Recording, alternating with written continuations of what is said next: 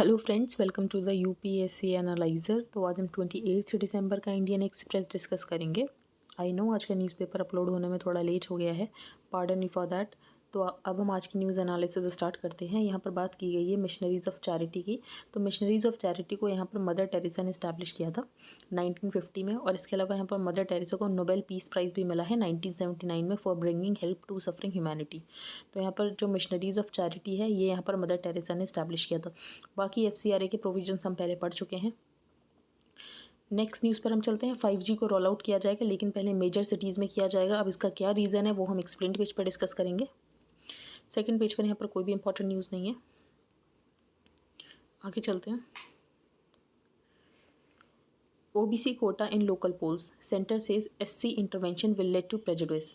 तो मैंने आपको बताया था महाराष्ट्र में और मध्य प्रदेश में जो यहाँ पर लोकल बॉडी पोल्स में OBC के लिए रिजर्वेशन था, सुप्रीम कोर्ट ने उसको होल्ड पे लगा दिया है। सुप्रीम कोर्ट का ये कहना है कि आपने रिजर्वेशन देने के लिए कोई भी डेटा कलेक्ट नहीं किया। यहाँ पर जो सुप्रीम कोर्ट ने 3 pronged क्राइटेरिया सेटअप कर रखा है कि पहले कमीशन बनाई जाएगी, कमीशन देखेगी कि कितनी रिप्रेजेंटेशन में कमी है, उसके अकॉर्डिंग यहाँ पर रिजर्वेशन दिया जाएगा। लेकिन ऐसा नहीं किया गया बाई दीज 2 स्टेट्स, जिसके बाद यहाँ पर सुप्रीम कोर्ट ने OBC रिजर्वेशन जो दिया गया था लोकल बॉडी पोल्स में उसके ऊपर यहाँ पर होल्ड लगा दी है। The top court on December 17 stayed local body elections to seats reserved for OBC category in MP, noting that the triple test laid down by the court was not fulfilled by the state. It directed that the local elections be held only after the seats are re-notified as general category. तो या तो OBC seats जो आपने notify कर रखी है उनको यहाँ पर री नोटिफाई कर दो जनरल कैटेगरी में, नहीं तो फिर ये ऐसे इलेक्शंस जो है वो होल्ड पर ही रहने वाले हैं।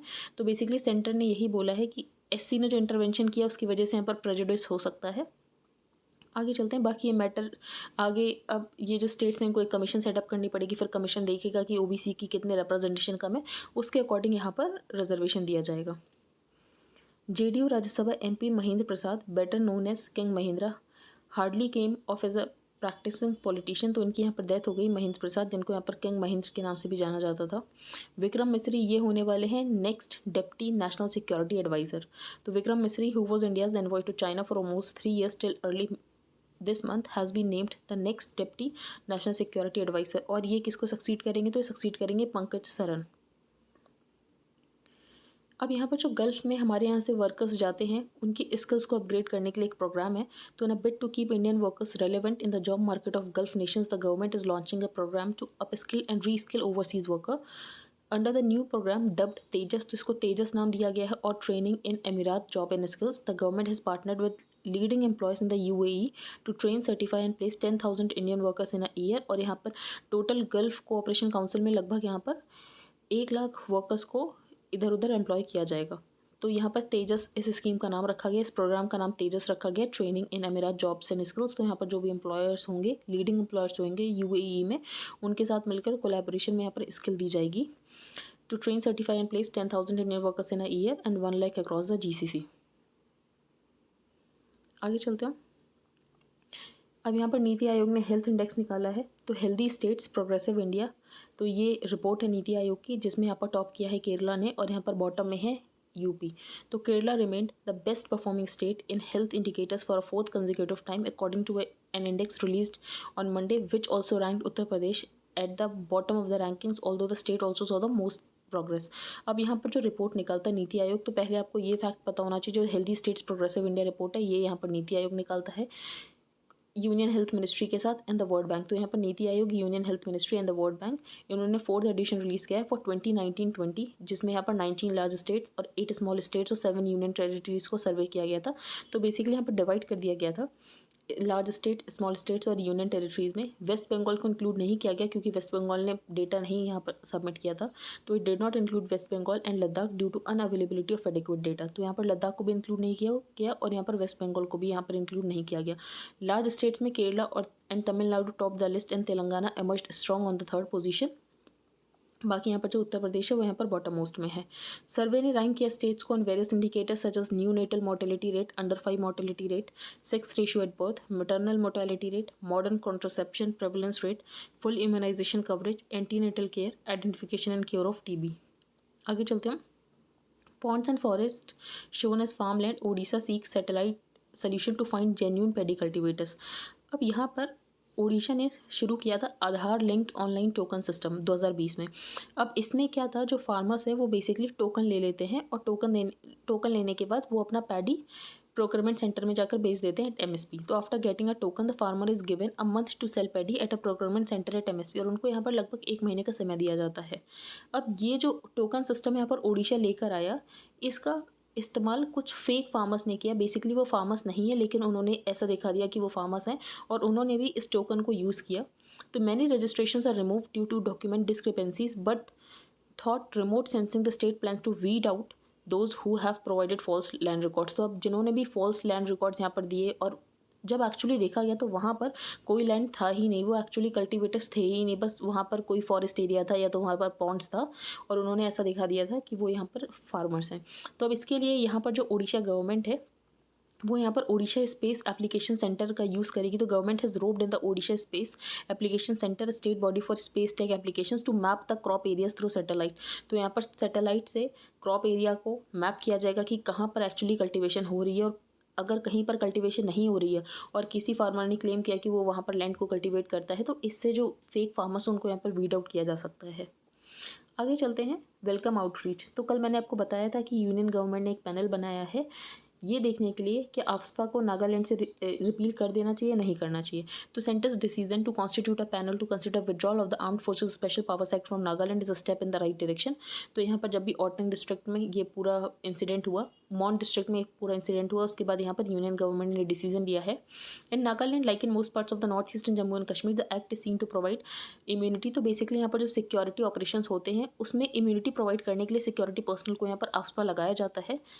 In any case, the colonial era law, which overrides the authority of civil administration, to according to the author, अगर सिविल एडमिनिस्ट्रेशन को कोई भी अथॉरिटी ओवरराइड कर रही है, कोई भी लॉ ये पावर दे रहा है कि अथॉरिटी जो है ओवरराइड कर सकती है सिविल एडमिनिस्ट्रेशन को, तो वो किसी भी रीजन में परपेचुटी में नहीं लगा सकते, कभी ना कभी तो आपको हटाना ही पड़ेगा।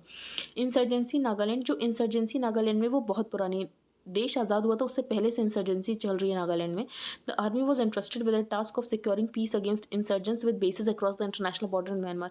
इसके अलावा जो इंसर्जेंट्स हैं उनके बेसिस म्यांमार में तक हैं। तो ऐसे में आफ्सपा की पावर दी गई थी, आफ्सपा लॉ लेकर आया गया था ताकि यहाँ पर जो आर्मी है उसके पास ज़्यादा पावर्स हो इंसर्जेंट्स के साथ डील करने में।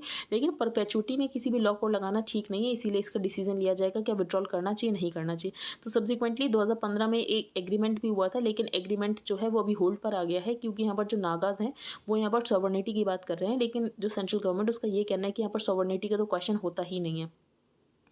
द न्यू सीट ये हम डिस्कस नहीं करेंगे, ये बेसिकली इसी बारे में है। जो प्रोटेस्टिंग फार्मर्स थे उन्होंने अपनी एक पार्टी बना ली है और वो पंजाब में इलेक्शंस लड़ेंगे, तो संयुक्त समाज मोर्चा नाम है उनकी पार्टी का, तो ये हम डिस्कस नहीं करेंगे।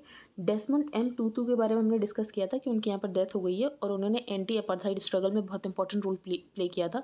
तो एंटी अपार्थाइड स्ट्रगल जो साउथ अफ्रीका में हुआ था उसमें उनका बहुत इंपॉर्टेंट रोल था। अब हमें डेसमंड एम टूटू से ये बात समझ आती है कि कैसे हम रिलीजन को यूज़ कर सकते हैं पॉलिटिक्स में कंस्ट्रक्टिव रोल की तरह, ना कि आज जैसे यहाँ पर पोलराइजेशन होता है रिलीजन का यूज़ करके, वो ना करके कैसे रिलीजन का यूज़ हम कर सकते हैं एज अ कंस्ट्रक्टिव रोल। तो ये बहुत इंपॉर्टेंट बात है। आगे हम चलते हैं, सेइंग इट शार्पली। अब अकॉर्डिंग टू द ऑथर जो भी इंडिया में पॉलिसी डॉक्यूमेंट्स होते हैं वो बहुत ज़्यादा वर्बोज होते हैं, उसमें कोई भी बात लिख दी जाती है जो कि उसमें ज़्यादा इंपॉर्टेंट भी नहीं होती, होनी भी नहीं चाहिए उस डॉक्यूमेंट में, लेकिन ऐसे होती है। तो policy document should be pithy and crisp and should be able to convey the directions we intend on taking. तो सिर्फ जो पॉलिसी डॉक्यूमेंट्स होने चाहिए वो क्रिस्प होने चाहिए, उसमें ऐसा नहीं कि रिडंडेंट बातें आप लिख रहे हो। The policy documents that I have in mind are the national electricity policy and the tariff policy. अब यहाँ पर जो टैरिफ पॉलिसी के प्रोविजंस है वो यहाँ पर नेशनल इलेक्ट्रिसिटी पॉलिसी में लिख रखे हैं, नेशनल इलेक्ट्रिसिटी पॉलिसी की जो प्रोविजंस है वो यहाँ पर टैरिफ पॉलिसी में लिख रखे हैं।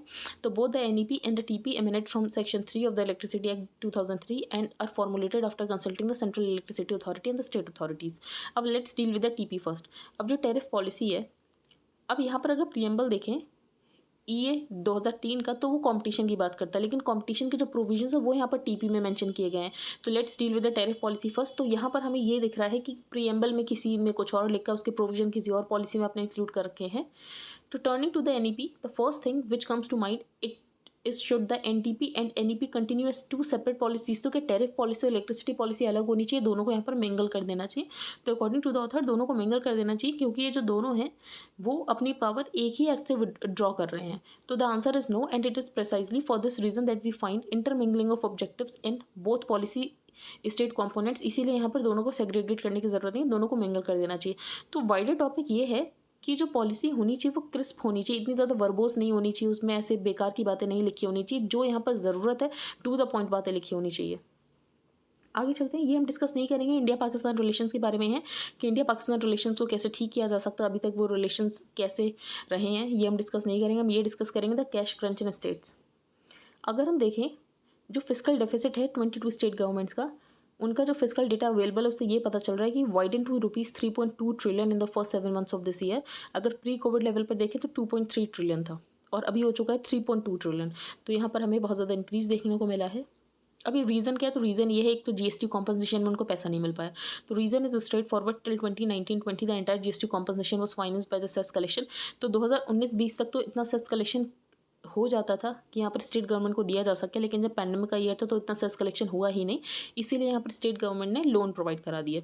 However since 2020-21 a portion of the GST compensation is being financed through back to back loans from the centre. तो उसके बाद यहाँ पर सेंटर ने लोन्स प्रोवाइड कराना शुरू कर दिया। Despite the healthy expansion in the centres tax revenue, तो यहाँ पर सेंटर का तो टैक्स रेवेन्यू बढ़ रहा है, लेकिन अगर डेवोल्यूशन देखा जाए स्टेट्स को तो वो उतना नहीं हो रहा है। तो despite the healthy expansion in the centres tax revenues, the monthly pattern of devolution to the state was such that it led to a decline in the aggregate flows during April-October this year.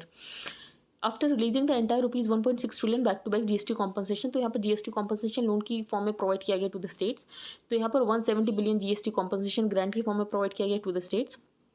Higher devolution of taxes and additional transfer of cess should have supported the state cash flow in the third quarter of the year। तो यहाँ पर ज़्यादा taxes provide किया गया, उसके बाद यहाँ पर लोन भी प्रोवाइड किया गया, तो स्टेट में जो कैश क्रंच है वो यहाँ पर थोड़ा ठीक हो पाया।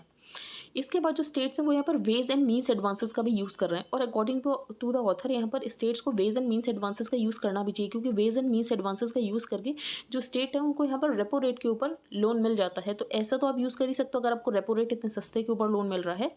तो पहले एक स्टिग्मा अटैच था कि कोई भी यहाँ पर वेज एंड मीन्स एडवांसेस का यूज़ नहीं करना चाहता था, लेकिन according to the author ways and means advances का यूज़ करना बहुत सही डिसीजन है, क्योंकि इससे आपको रेपो रेट पर भी लोन मिल जाता है, जो भी यहाँ पर बेसिक क्राइटेरिया सेट होता है कि इतना आप लोन ले सकते हो। अगर आप उससे ज़्यादा लेना चाहते हो तो रेपो रेट से सिर्फ 1% ही ज़्यादा पर लोन मिल जाता है। तो cost is equivalent to the repo rate if outstanding up to 3 months, beyond which the rate rises to repo plus 1%। आगे चलते हैं। यहाँ पर श्रीलंका में डिफेंस मिनिस्ट्री ने ये बोला है कि कोई भी फॉरेनर अगर यहाँ पर लोकल रेसिडेंट से शादी करेगा तो उसको एनओसी लेना पड़ेगा फ्रॉम द डिफेंस मिनिस्ट्री। तो Sri Lanka has made it mandatory for foreigners to get a clearance from the defence ministry if they wish to marry local residents. तो ये कुछ चेंजेस किए गए हैं यहाँ पर श्रीलंका में, ये हम डिस्कस नहीं करेंगे, ये भी हम डिस्कस नहीं करेंगे। ईओ विल्सन ये ज़्यादा इंपॉर्टेंट है। यहाँ पर के शेप रिकवरी की बात की गई। के शेप रिकवरी क्या होती है कि कुछ सेक्टर्स तो यहाँ पर रिकवर कर चुके होते हैं, लेकिन जो कुछ सेक्टर्स होते हैं वो अभी भी लैक कर रहे होते हैं। तो it means that while some sectors of the economy have registered a very fast recovery, many are still struggling. अब यहाँ पर पैंडेमिक के बाद जो डिजिटल सेक्टर है वो तो काफ़ी अच्छा काम कर रहा है, लेकिन जो सर्विस सेक्टर्स हैं यहाँ पर, जो सर्विस इकॉनमी जैसे कि एयर होस्टेस का काम, कॉन्टैक्ट इंटेंसिव सेक्टर्स हैं, वो अभी भी रिकवर नहीं कर पाए। तो के शेप रिकवरी यही होती। कुछ सेक्टर जैसे कि ऑनलाइन एजुकेशन में यहाँ पर बूम देखने को मिला है, लेकिन जो कॉन्टैक्ट इंटेंसिव सेक्टर्स है वो भी अभी तक पीछे हैं, वो भी अभी लैक कर रहे हैं। तो यही बात बताई गई के शेप रिकवरी में। Where 4G 5G roll out stands and how it will change user experience. तो यहाँ पर जो 5G उसको यहाँ पर 3 पार्ट में डिवाइड किया जाता है। एक होता है low frequency, mid frequency, high frequency. अब यहाँ पर जो लो बैंड स्पेक्ट्रम उसका होता है उसका कवरेज तो ज़्यादा होता है, लेकिन उसकी स्पीड कम होती है। मिड फ्रीक्वेंसी में थोड़ा इसका कवरेज ज़्यादा होता है, लेकिन थोड़ा इसका कवरेज कम होता है मिड का, लेकिन यहाँ पर जो इसकी स्पीड होती है वो थोड़ी ज़्यादा होती है एज़ कम्पेयर टू लो। लेकिन हाई फ्रीक्वेंसी में स्पीड तो बहुत ज़्यादा होगी, लेकिन कवरेज बहुत ज़्यादा कम होगा। तो well the low band spectrum has shown great promise in terms of coverage, the maximum internet speed is limited to 100 Mbps। उसके बाद the mid band spectrum offers high speed than low band but has limitations in terms of coverage. और इसके बाद यहाँ पर जो high होता है, बेसिकली हाई में यहाँ पर जो कवरेज है वो बहुत ही कम हो जाता है, लेकिन यहाँ पर स्पीड बहुत ज़्यादा बढ़ जाती है। ये हम डिस्कस नहीं करेंगे, बस इसमें यही बताया गया कि कोविड के चलते जो हेल्थ इंश्योरेंस है वो ज़्यादा क्लेम किए जा रहे हैं, जिसकी वजह से यहाँ पर जो इंश्योरिंग कंपनीज हैं उनको यहाँ पर नुकसान हो रहा है। गिग वर्कर्स को लेकर यहाँ पर बात बताई गई कि गिग वर्कर्स को लेकर कोड ऑन वेजेस 2019 बात करता है कि यूनिवर्सल मिनिमम वेज प्रोवाइड कराए जाएंगे यहाँ पर गिग वर्कर्स को भी। तो code on wages 2019 provides for universal minimum wage and floor wage across organised and unorganised sectors including gig workers. इसके अलावा यहाँ पर code on social security 2020 recognise करता है गिग वर्कर्स को as a new occupational category. Category. It defines gig worker. अब gig worker क्या होता है? जो ट्रेडिशनल एम्प्लॉयर एम्प्लॉय रिलेशनशिप में ना हो, वो यहाँ पर गिग वर्कर होता है। तो it defines gig worker as a person who performs work और participates in work arrangement and earns from such activities outside of the traditional employer employee relationship. I hope आपको आज का न्यूज़पेपर समझ आए। If you like the video then please like share and subscribe. Thank you and have a nice day.